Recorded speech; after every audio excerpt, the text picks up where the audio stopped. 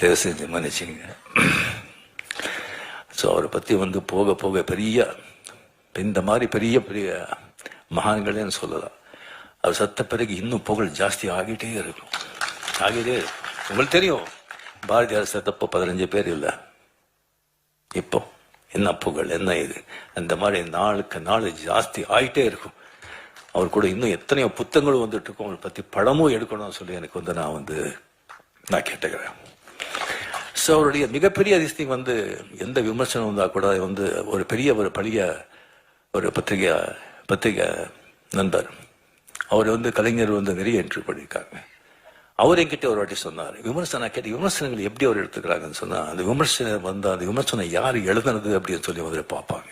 அவனுடைய தராதரம் பார்ப்பாங்க, அவனுடைய பேக்ரவுண்ட் பார்ப்பாங்க, அவன் யாராவது ஏவி விட்டு எழுதுறானான்னு பார்ப்பாங்க, இல்லை பணம் கொடுத்து வருதான்னு பார்ப்பாங்க, அவனுடைய ஞானம் என்னன்னு பார்ப்பாங்க. அதை பார்த்துட்டு அது அப்படின்னு சொன்னால் நெக்ஸ்ட் வந்து அதை இன்னும் பார்க்கவே மாட்டாங்க. அதை பற்றி அவன் எழுதுறான் பார்க்கவே மாட்டாங்க. நல்லா அறிவாந்து கரெக்டாக திஸ்திங் கிரிட்டிசைஸ் பண்ணி கரெக்டாக வந்து திஸ்திங் பண்ணால் அதை வந்து தவறாமல் அதை வந்து படிப்பாங்க. படிச்சுட்டு ஏதாவது தப்பு இருந்தால் அவர்கிட்ட வந்து கேட்பாங்க, நான் இதனால தான் இதை பண்ணேன், இதனால தான் இதை செஞ்சேன் அப்படின்னு சொல்லி அவர் கேட்பாங்க. அது ஒரு மிகப்பெரிய ஒரு குணம். இப்போ வந்து விமர்சனம் செய்கிறாங்க, விமர்சனம் செய்யணும், செய்யுங்க. பட் மனசை யாரையும் நோகடிக்காது. ஸோ இதுக்கப்புறம் வந்து அவர் வந்து ப்ரெஸ்ஸை வந்து சந்திக்கிறது, இப்போ யார் ப்ரெஸ்ஸை சந்திக்கிறாங்க? யாரும் சந்திக்க மாட்டாங்க. அவ்வளோ கஷ்டம், அவ்வளோ ஈஸி இல்லை. பட் ப்ரெஸ்ஸை வந்து பார்த்தா சந்திக்கிறதுக்கு வந்து கலைஞர்களுக்கு வந்து ஒரு யானை கரும்பு மாதிரி ப்ரெஸ்ஸுக்கு பார்த்தாலே போதும், அவர் தெரியாமலே ஒரு சிரிப்பு வர ஒரு கையை தானே. ஈவன் அந்த பத்திரிகையாளர்கள் கூட அது எதிர்கட்சி வந்து அவரோட ஆளு இருக்கலாம், அவனுக்கு கூட ஏதாவது பதில் கேட்கும்போது அவ்வளோ சந்தோஷமா அதை வந்து அவ்வளோ வந்து ஸ்பான்டேனியஸா, அவ்வளோ ஞானமா, அவ்வளோ வந்து தெளிவா, நக்கலா, எங்க எந்த சொல்லணும் சொல்லிட்டு அப்படி சும்மா சொல்லிட்டு அப்படி போயிட்டே இருப்பாங்க. அதெல்லாம் வந்து அது யாருக்கும் அது சர்வ சாதாரணமாக ஒரு விஷயம் இல்லை. அண்ட் பேச்சாளர், எத்தனையோ பேச்சாளர் இருக்காங்க, ஒவ்வொருத்தருக்கும் ஒரு பாணி இருக்கும். சில பேச்சு எல்லாம் பொதுவாக வந்து இங்கே பேச்சாளர் நல்ல பேச்சாளர் அப்படின்னு சொன்னால் அங்கங்கே கேப் கொடுப்பாங்க, சில இடத்துல அழுத்துவாங்க, சில இடத்துல ரோஷமாக பேசுவாங்க, சில இடத்துல சோகமாக பேசுவாங்க, சில இடத்துல கர்ஜிப்பாங்க. ஆனால் கலைஞருடைய பேச்சு பார்த்தீங்கன்னா சும்மா வீணை மாதிரி ஒரே சுரத்தில் இருக்கும்.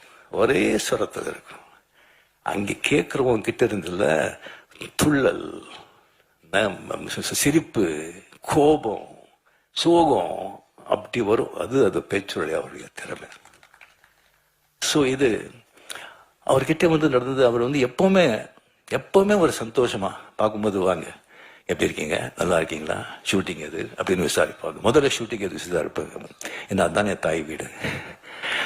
ஸோ விசாரிப்பாங்க. சந்தோஷம் எப்பவுமே 2 தடவை அவர் வந்து சோர்ந்து போய் ரொம்ப சோகமா வாங்க அப்படின்னு சொன்னது. ஒன்று, முரசொலி மாறன் அவர்கள் அப்போலோ ஹாஸ்பிட்டலில் அட்மிட்டாக இருக்கும்போது அங்கே வந்து அந்த ரூமில் வந்து உட்காருக்கும்போது ரொம்ப சோகமாக இருந்தார்.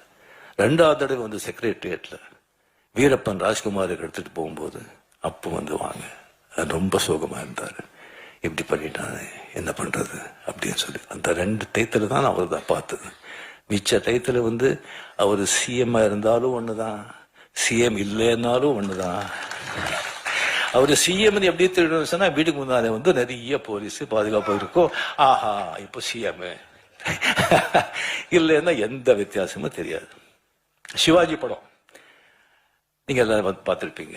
மொத்தம் வந்து அரசியல்வாதிகளை சாடி அரசியல்வாதிகளை விமர்சனம் பண்ணி, அரசாங்கத்தை விமர்சனம் பண்ணி, லஞ்சத்தை பற்றி சொல்லி அது எடுத்த படம். அது அந்த கதை தெரிஞ்சிருந்தும் சிஎம் அவர்கள் வந்து அந்த படத்தை பார்த்தாங்க.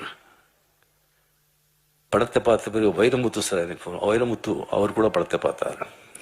பார்த்த பிறகு வைரமுத்து அவர்கள் சொன்னாங்க, சார் உங்களுக்கு ரொம்ப தைரியம், இந்த மாதிரி படம் எடுத்து சிஎம் பக்கத்துலேயே உட்காந்து பார்க்குறீங்களே அப்படின்னு. படத்தை பார்த்து சிஎம் கலைஞர் அவர்கள் சொன்னாங்க, அப்படியே பார்த்து நமக்கும் இதெல்லாம் ஒழிக்கணும், நல்லது பண்ணணும்னு ஆசை அப்படின்னு சொல்லி பெரும் மூச்சுட்டார். அந்த மூச்சில் பல ஆயிரம் விஷயங்கள் இருந்தது. அதுக்கப்புறம் வைரமுத்தவர்கள் சொன்னேன், நான் பார்த்தது முக்கியம் இல்லைங்க, இந்த மாதிரி படத்துக்கு வந்து வெற்றி விழாவுக்கு நான் கலந்துக்கிறேன்னு சொல்லியிருக்காங்க. அது தைரியம், அது தைரியம். அங்கே வந்து வெற்றி விழாவில் கலந்து கொண்டு எல்லாரையும் புகழ்ந்து எல்லாருக்கும் கேடியை கொடுத்து அவ்வளோ சந்தோஷப்பட்டாங்க.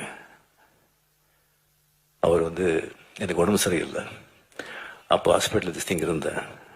எந்திரிச்ச உடனே கொஞ்சம் மூச்சு திறன் ஹாஸ்பிட்டலில் இருக்கும்போது மார்னிங் நான் பார்க்குறேன், மஞ்சளை தெளி போட்டு அந்த வண்டியில் வந்து அப்படியே நிற்கிறாங்க முன்னால.